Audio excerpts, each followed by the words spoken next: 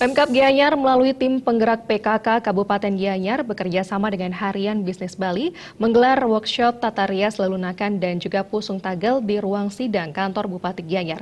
Workshop ini diikuti 160 peserta yang terdiri atas Ketua Organisasi Wanita se-Kabupaten Gianyar, Ketua TPPKK Kecamatan, serta pengelola salon desa dan guru-guru PAUD se-Kabupaten Gianyar.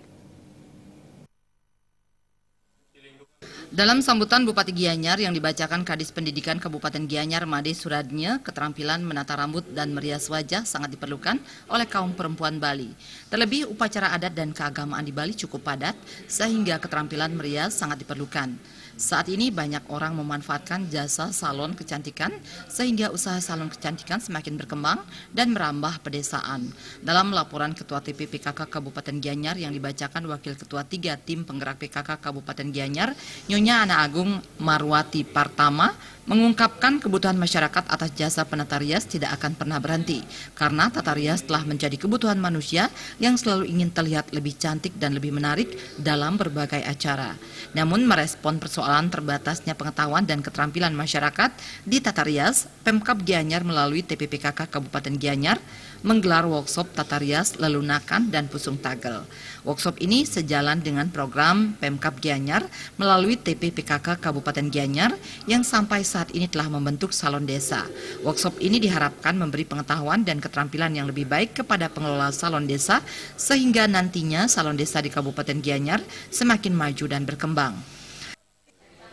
Tujuan diadakannya kegiatan workshop ini tentang tata rias, pembuatan pusung tagel dan lelunakan adalah untuk memotivasi para perempuan merias diri dulu, kemudian merias orang lain. Supaya program pemerintah Kabupaten Gianyar yang mencanangkan adanya salon desa itu bisa berkembang dengan baik. Dari 64 desa yang ada, sudah 60 dibentuk salon desanya. Sementara pakar kecantikan Ana Agung Ayu Ketut Agung mengatakan, melalui workshop ini, ibu-ibu PKK diharapkan mampu merias dirinya sendiri. Kemampuan merias dirinya sendiri minimal bisa mengurangi pengeluaran keluarga untuk merias diri di salon.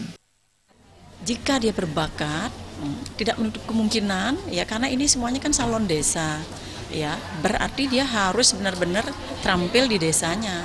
Ya, jangan sampai ada salon di desanya itu sendiri kemudian dia mencari lagi ke salon ke kota.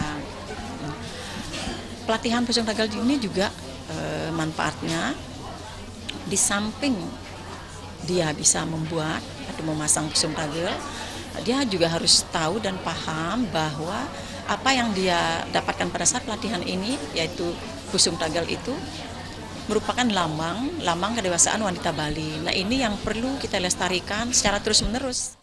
Ana Agung Ayu Ketut Agung menambahkan dengan mengikuti workshop ini, peserta mampu mengajarkan cara merias wajah, membuat pusung tagel kepada anggota PKK di desanya, minimal PKK di Banjar masing-masing. Saputra Bali TV.